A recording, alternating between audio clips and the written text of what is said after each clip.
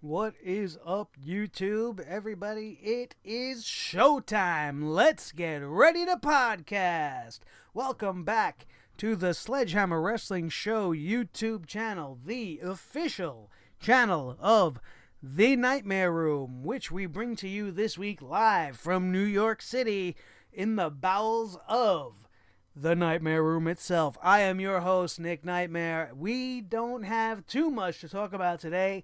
As of this recording right now, we are 2 hours away from the start of SmackDown's exclusive pay-per-view, No Mercy, which I am totally hyped up for. They did a great job building up this show. We are totally in great anticipation of this pay-per-view for the first time in a very long time, and I'm really excited about that. The WWE has not gotten my blood pumping for a pay-per-view in a long time. We do have a minor note to address right here, which is, as of this morning, I woke up, I checked my news outlets, and before I left for work, I noticed Becky Lynch has been removed from tonight's No Mercy card. By the time you guys are listening to this, it'll probably be Monday morning, and the pay-per-view probably will have already happened. And we will address the results of the No Mercy pay-per-view tonight on this week's SmackDown Live review, so make sure you tune into that. I want to thank you guys for tuning in once again. The Nightmare Room is an exclusive YouTube broadcast. We do have reviews for Raw and SmackDown every week. I urge you guys to take a listen to all of those. And we also have our newest show, What Shoulda Happened, which is where I use WWE 2K16 as a generator to play out fantasy matchups and dream matchups, and I need you guys to help me out because the listing of superstars on the roster for the upcoming 2K17 game, which comes out this Tuesday, and I will be picking up this Tuesday, I want to do an epic match for you guys. I want to do my commentary, whether it be as Nick Nightmare or whether I have my new commentary team of Gerard St. Martin and Vito the Guido. Very worth listening to my Andre the Giant versus the Big Show match that we taped last week. Just to hear the debut of these guys, we're just getting started here on the SledgeHammer Wrestling Show Network on the YouTube exclusive channel here. And I want you guys to be a part of everything. I want you to interact with me. I want you to leave comments right here on YouTube. If you're listening to me through a link on Facebook or Twitter or some other outlet, make sure when you go to YouTube, you hit that subscribe button if you have not subscribed already. I don't know what the hell you guys are waiting for. You are missing out on notifications of the newest and hottest podcast to hit YouTube in a long time. We're looking to grow really quick, and we want you guys to help us out. Don't forget to mention us to your friends and anybody you know that loves pro wrestling. We may be expanding to do a little bit more sports in general, you know, because wrestling is a niche thing, and a lot of fans don't, you know, only watch wrestling. And like myself, I love basketball, I love baseball, I love any kind of competitive sports. That's what I'm about, UFC.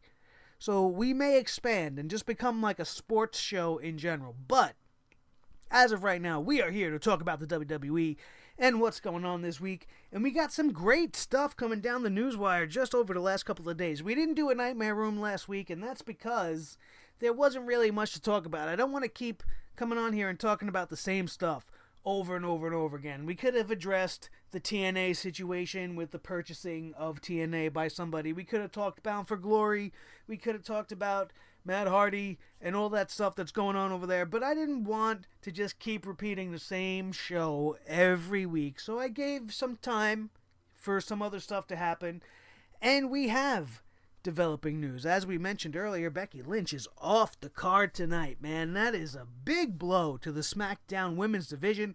I can't believe this has happened. And if it happened on a house show, like, they're not really releasing any information, so I'm not sure of the details. They're calling it an undisclosed injury.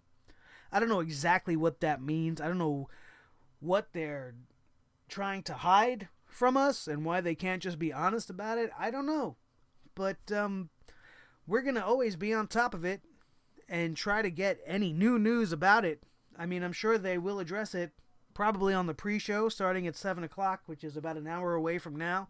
And hopefully in my view, they will just add Alexa Bliss to the Nikki Bella Carmella match and make it for the title. If you're going to strip Becky Lynch of the title, you can't just hand it to Alexa Bliss, as much as I want her to be the champion. And with this heel gimmick she's doing, she would be a fantastic champion. But who are you going to put up against her? Unless you have Nikki Bella come out here and squash Carmella, and then you have a Nikki Bella and Alexa Bliss feud for a while, trying to build up the SmackDown Women's Championship. But, you know, it's a touchy situation. This seems to be happening more and more. These guys are going out there and killing themselves, and these girls, are they going out there and throwing down, they're killing themselves in these championship matches to prove that they are championship material and to prove that they are among the best in the world of pro wrestling. And these poor athletes are taking hits too hard and busting stuff up. Why? It's unnecessary. There is an art to the sport of pro wrestling. Guys like Bret Hart and Kurt Angle wrestled for years and years, Shawn Michaels, without hurting anybody or themselves. And these guys and this new roster and this young superstars that are coming up, they're hurting themselves constantly. Look at what happens to all of them. The list is crazy. Seth Rollins wins the championship, eventually gets hurt. Finn Balor won the championship. On the night he won the championship, he got hurt. Now you got Becky Lynch. You also had Sasha Banks. Sasha Banks won the title with nagging injuries, and then they let her go on later on. And they let her go to recover, rather. Not go on, but they let her go to recover and get married to her now husband. And she comes back like a house of fire, ready to go, and they just hand her back the title. It's a flip-flop hot potato effect that I don't like, and now it has no choice but to happen, because think about it. This is pro wrestling. It's an athletic sport, as fake as you want to call it. These athletes are putting their lives on the line, and they get hurt. And there's nothing you can do when somebody gets hurt.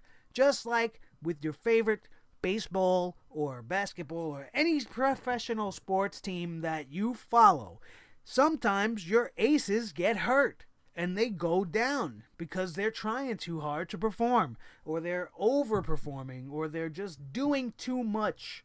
And that is what's happening in pro wrestling. These guys are doing too much because of this internet age where everything is now, fucking now. We need to have everything happen right now.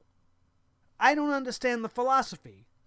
This new generation of fans who have no patience, and it causes these athletes to go out there and throw down harder than they probably should.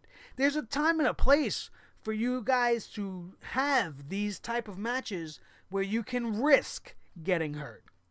To risk injury every single week just to try to get the ratings up, or to try to be the better show of the two now competitive shows, respectively Raw and SmackDown, is asinine. These type of moves and these matches that we're getting on Raw and SmackDown, too, it's not just Raw, they're pushing these guys too hard. Or maybe it's coming from within. Maybe it's the athletes putting too much pressure on themselves. But the injuries are mounting up, and the roster is taking hit after hit after hit. And how are they going to overcome this is the question. Are they going to allow Alexa Bliss to take the women's title and this heel persona that she's definitely killing it with right now? And with the look she's going and the popularity, of the Suicide Squad and Harley Quinn, and, it all works right now. So, yes, give it to Alexa Bliss somehow. Make it competitive. Don't just hand it to her. But my one biggest concern is that this was also echoed by a few other podcasters, and I need to say things like that because I don't want people to think I'm copying. But straight out, when I first heard this news, my initial reaction was, oh shit. Because here it is, the prime spot to insert All Red Nothing into the World Heavyweight Championships of the women's division on SmackDown. Here it is. This is your wide open space for her to just walk in there and walk out. as our women's champion, and it absolutely makes me irate. This is just speculation by me and some others in the wrestling community, because it totally reeks of something the WWE would do to us. They would give us Alexa Bliss in the ring, maybe Daniel Bryan planning to hand her the title, or Shane in the ring telling us what they're going to do, and then we're going to get, hello, that stupid fucking announcer, all red, everything. Get the fuck out of here. If they do that, they are in one move going to destroy the women's division. I hope that is not what we see, and I hope that we get some kind of competitive match. You know, I give Dana Brooke a lot of shit. I call her Miss Piggy. We call her Dana Botch. It's widely known in the wrestling community that a lot of people echo my sentiments about Dana Brooke. She's hard to look at. She's just the worst thing in the women's division on Raw. She had no business being called up too soon. She should have stayed in NXT. They keep changing her look. One week she's a schlub. The next week she's standing up to Charlotte. And then again she's a schlub. What is happening with Dana Brooke? I would take that over Eva Marie each and every single fucking time that you present the two in front of me. If you gave me the choice, and it could be for anything, who would you want in a match? Who would you want to bang? I would end up picking Dana Brooke over Eva Marie. If you think that makes me crazy, so be it. Let me know in the comment section. You could tell me what you think. I don't mind. But that's the bottom line here. In any single situation where you can give me those two as a choice, I'm going to go Dana Botch every time. Because, yeah, she's terrible. But she's nowhere near as terrible as Eva Marie. So I'm very concerned about the women's title match tonight. By the time you guys listen to this, as I said earlier, the finality of it and the results of it will already be happening. But, you know, like I said, I just got home from work. I need to get this stuff off my chest, and I want to share it with my sledgeheads out there. And I want you guys to share what you think back with me. So please, don't forget to be interactive. If you want to tweet me, you could do that at Nick Nightmare. No K, it's just NICNIGHTMARE at Nick Nightmare. Don't be shy. Let me know how you feel, what you think, and what you want me to talk about. Bottom line here, somehow Alexa Bliss is walking out tonight, the women's champion on SmackDown. It probably wasn't meant to be that way, but shit happens, injuries happen, and this is the route that I hope they take. If that red idiot ends up with my SmackDown Women's Championship, and I say my because I've been a fan for 40 years, and SmackDown and wrestling and Raw, I feel like I have some stake of ownership in it. It might make me insane, but that's how I feel. My Women's Champion, representing us and representing the women's division on SmackDown, should not ever be all red nothing. So if they pull that out of their back pocket just for shock value tonight, you're going to be hearing a very irate, very nasty, and very negative review of that on our SmackDown show later this week, probably coming to you this Wednesday, as usual. We're not really going to go too much into the pay-per-view, because like I said, you're going to see it already. By the time you listen to this, you're already going to know I can't predict the future. I can tell you what I think, but what does it matter at this point? We are vastly approaching the start of tonight's No Mercy pay-per-view, so I'm trying to wrap this one up quick. But we have to address two other stories that are circulating on the newswire right now, and that is Bill Goldberg versus Brock Lesnar, supposedly being planned for Survivor Series. I'm a little bit upset that this has not been held off for WrestleMania. I know the prior WrestleMania that they were in leaves a bad taste in everybody's mouth, and they might be afraid to even pull the gun on this. But who else do you have? The rumor mill is speculating that it's going to be Shane McMahon. I don't want to see Shane McMahon versus fucking Brock Lesnar. I don't want to see a normal, everyday, jerk-off corporate guy. Now, we know Shane's crazy and whatever, but he's corporate WWE. I don't want to see GMs or commissioners or owners in a match with a guy that could destroy a fucking dragon. He would tap out a fucking grizzly bear We're talking about Brock Lesnar. This is a no-nonsense person. He should not be being put in the ring at WrestleMania, especially against a normal everyday guy like Shane McMahon. He jumped off of cages and fell off of Titantrons and did all this shit that made him, infamous 20 years ago. He's now in his 40s. There is no reason for Shane McMahon to be taking on Brock Lesnar. I felt the same way about The Undertaker. There was no reason for him to be fighting The Undertaker at last year's WrestleMania. I didn't like it. And I don't like this current plan of action that they're on. Bill Goldberg versus Brock Lesnar would have got you way more pay-per-view buys and network subscriptions. But they're going to go this other route. And apparently we're going to get Brock Lesnar and Bill Goldberg at Survivor Series. Jim Ross tweeted it out. There's also talk going on right now. I checked my Wrestling Amino account, and I see a lot of talk going on. And as I said on previous episodes, we ain't going to talk about it all because a lot of people are talking out their ass and don't know shit about nothing.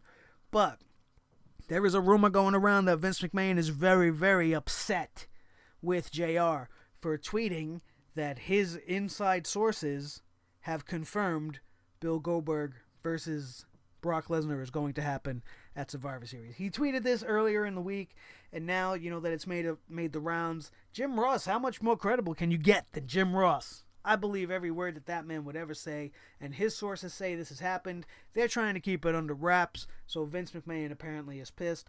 I don't really care. Either way, I think, obviously, if it's going to happen, Bill Goldberg, expect to see him this week on Monday Night Raw, especially with the game launching on Tuesday. He is the special order purchase with the game if you pre-ordered it. Brock is the cover athlete. If they're going to start it, they got to start it now. If you don't see either one of them, and we don't see Paul Heyman at least interact with Bill Goldberg in some way, they're putting off the build as usual, and it's going to make it really shitty. So I hope to see Bill Goldberg or Paul Heyman on the show Monday night, starting to hype this match, because Survivor Series, I know Hell in a Cell is next, but Survivor Series is quickly behind it. It's not going to be much longer. What is it going to be, 3 weeks coming out of the Hell in a Cell? They got to get it started. They got to get it started now. Maybe even do something at the Hell in a Cell. Get this match hyped. Get it going. Get the fans excited about it, because they haven't been doing a good job of that the whole rest of the year with each and every angle. SmackDown's starting to get it. They're starting to put together some really good shows. You know that if you've been listening, you know that I've been higher on SmackDown than Raw. Raw has just been a shitstorm each and every week for my eyes, and I just can't wait for something exciting to happen. Bill Goldberg, Brock Lesnar, that's going to be it. That's going to be the reason to watch Raw for the next 4 weeks or the next 6 weeks leading into the Survivor Series if they do it right. But I have no faith in the WWE creative on Monday Night Raw, so I expect them to ruin everything. Let's hope that that's not the case, and that we're going to come back on here and do our Raw review later this week, and I'm going to tell you how happy I am with the direction they're going. But let's not expect that, because their track record has proven the exact opposite over the course of the last few weeks. We have 2 more quick things I want to talk about. Firstly being the Dolph Ziggler situation. Nobody knows what's happening with Dolph Ziggler again. As of this airing, now just about 30 minutes away from the start of the pre-show, I have no idea what's going to happen. So you may be listening to this already knowing the result. And there's nothing wrong with that. But if, in fact, Dolph Ziggler loses this match tonight, it is a goddamn travesty. I feel so bad for this guy. And when you look at the Dolphumentary last week on SmackDown, that's exactly how Dolph probably feels his career has went. He's been viewed as nothing but a joke. He's done nothing but everything they've asked him. He's cut his hair. He's been in the Spirit Squad. He's been covered in shit. He's been covered in slime. He was married to Vicky Guerrero. Not married, but he was with Vicky Guerrero. He was with AJ and Big E. He had all these crazy different runs, and nothing came to fruition, and there's nobody to blame except WWE Creative, because they have no fucking clue what to do with an uber-talented guy like Dolph Ziggler. Here is your clear second coming of Shawn Michaels, and you have done nothing but make him look like garbage. Losing to everybody. He is a perennial loser for the last 3 years. He's a name who you know can go out there and deliver, so you throw him out there, and then you bury him. You bury him constantly to the point where you give him a pay-per-view match for the World Championship against Dean Ambrose, and nobody gives a shit. People cared more about everything he's done with The Miz in the last 3 weeks than they cared at all in that whole time for the World Heavyweight title. And it's a shame, because Dolph Ziggler deserves more than that. He's a real wrestler. He's a guy that can go out there. He's a shooter. Collegiate athlete. Real wrestler. A wrestling fan's archetype for what you would want in your pro wrestler. They used to say that kind of shit about Randy Orton. If you could build a wrestler from the ground up, it would be Randy Orton. No, it wouldn't. It would be Dolph Ziggler. He's charismatic. He's handsome. He can move fluidly in that ring. His finishing moves were dramatic and were able to captivate the crowd. He was able himself to captivate the crowd. He overcame a terrible name like Dolph Ziggler and made it mean something. And now they've made him mean absolutely nothing. If Dolph Ziggler decides not to re-sign with the WWE and take time off, as all roads seem to indicate, he tweeted earlier this week on his Twitter that he's accepting independent bookings. You're not allowed to do that while you're under contract. So he may have already made up his mind. And I totally expect now The Miz to come out with the Intercontinental title, and it's probably going to be the last time we see Dolph Ziggler on WWE television for quite some time. I don't think it's closing the door and nailing it shut, but he's definitely going to walk away and take a break. Maybe he's burnt out. I wouldn't blame him. He's done everything he possibly could to get to the top, and all they do is keep him underneath their thumb, and there's no way around it anymore. So maybe a break is good. Maybe he can explore Hollywood. Maybe he could explore other promotions, possibly, if TNA gets their shit together. Maybe not. Maybe he's just going to sit off and relax, do some acting, do some TV, and then come back all refreshed, as some of these guys do. And I can only hope for the best for Dolph Ziggler. I really hope he doesn't even lose. I hope he wins the Intercontinental title, and he starts possibly what could be his best run since he's been part of the WWE, which is now going on almost a decade. So I feel for the man. I feel for the man tremendously. There's nobody better on the roster. There really isn't. He's one of the top guys that can perform. He can go 100%. And they just totally wasted him. And it's a shame. It's a goddamn shame. Finally, we are going to end this show with probably the biggest news that I could think of, which is we've been talking for weeks now about the WWE possibly buying TNA. And from everything that I'm hearing, that is not the case. What's happening is, I believe, Vince McMahon and the WWE are reaching out to independent promotions and offering some type of deal. And I think what the end result here is what Vince is trying to accomplish is, we're going to turn the WWE network into the wrestling network, almost. They're going to have incremental plans, payment plans, each with a $5 increase. All right. Now, currently, anybody that has it right now, we're all paying $9.99. There's no plans. There's no choice. We're paying $9.99. We're getting commercials. We're getting every pay-per-view. It's fantastic. If you haven't done it, you're stupid. I'm sorry. I love you guys out there, but if you don't own the WWE network and you're a wrestling fan, you're fucking retarded. Okay? There's no other way to put it. Why would you spend $60 on WrestleMania? You could spend $10 a month every week. It's just fucking retarded. So let's move past that. We have these plans now. And there's a $5 plan and a $10 plan. There's a free plan, too, which is great. But you get jack shit on the free plan. But the biggest thing I could talk about is they're going to increase. There's a plan now above $9.99. And it's going to only be $14.99. Not a tremendous jump. But the benefits of this additional $5 is unbelievable. A spreadsheet of sorts was leaked And Dave Meltzer reported on this and put it out there for everybody to see, and I took a look at it. I don't have it here up in front of me right now, which I regret. But we're going to talk about the one thing that seems most important. For $14.99 a month now, if you own the WWE Network and you take the top plan, you will also have access to the TNA library, TNA programming, Ring of Honor programming, Evolve Pro Wrestling, and that's just the beginning. There may even be the inclusion of others like Lucha Underground. And what would they gain from this, would you say? They're going to gain subscribers. If you could go to the WWE Network and watch Ring of Honor, I know that might shut down some of your brains. It certainly doesn't even seem like a proper thing to say when I say it. It just feels weird. I'm going to watch TNA on WWE Network? It's a definite possibility. It's all still rumors and speculation. Nothing has been finalized. Nothing has been announced. I cannot tell you for sure if this is definite. But what I can tell you is that if it does go through, I'm definitely paying the additional $5. I'm going to have access to the TNA library, Ring of Honor, current stuff. I believe they're going to air their weekly shows on the WWE Network. Also, they're going to take away the commercials for you.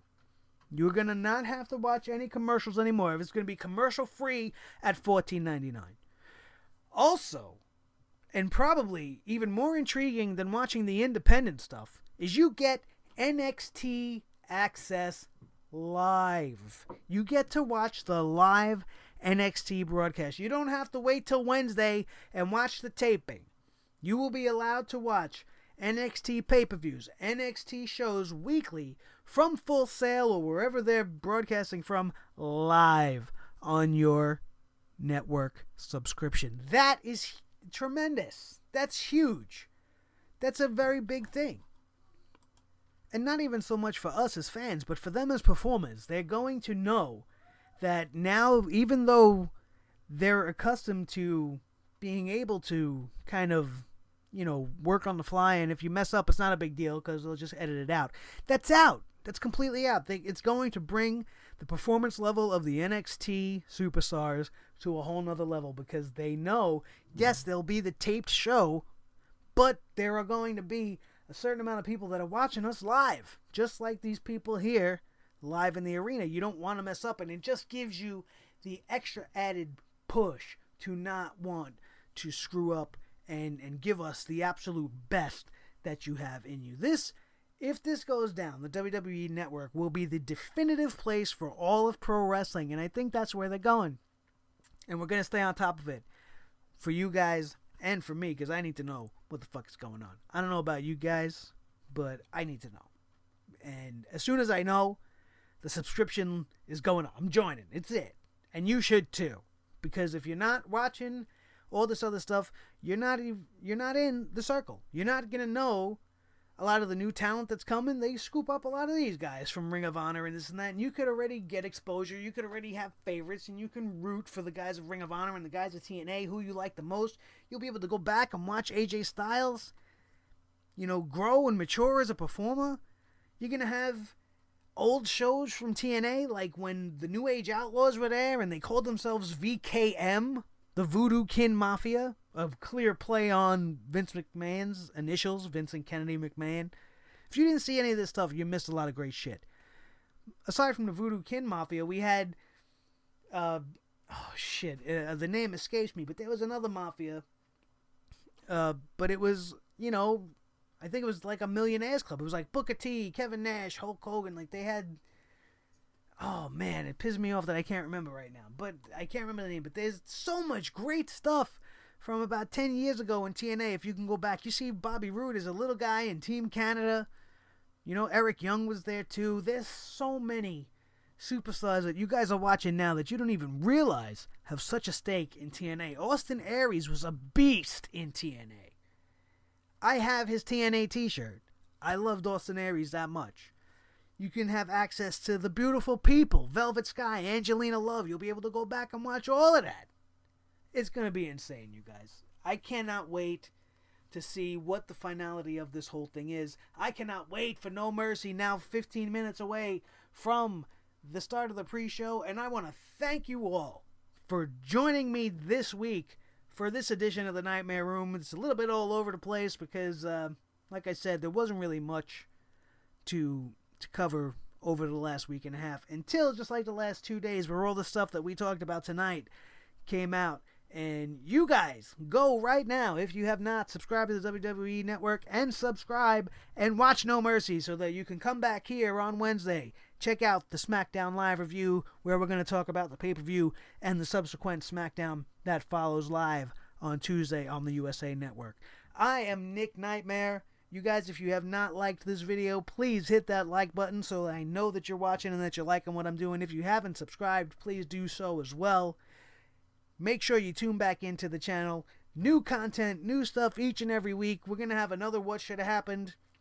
I want you guys to tell me who you want to see. I have a match planned, but I'd much rather hear from you guys. If I can get a lot of commonalities, common answers between a lot of my fans here, then, you know, I'll do some of those matches. But until then, I'm just going to keep doing what I want to see and hope that you approve. And also let me know, watch the first one. Go back, watch What Should Have Happened, Episode 1, Finn Balor versus The Undertaker on Raw.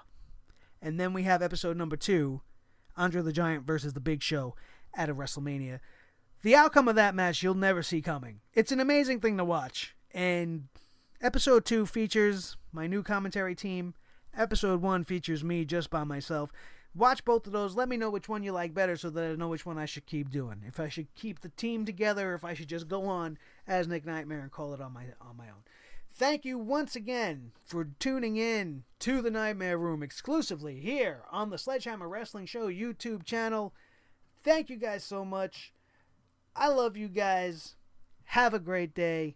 Enjoy No Mercy tonight. Enjoy Raw and SmackDown if you can. And I will see you guys later this week. Have a good one.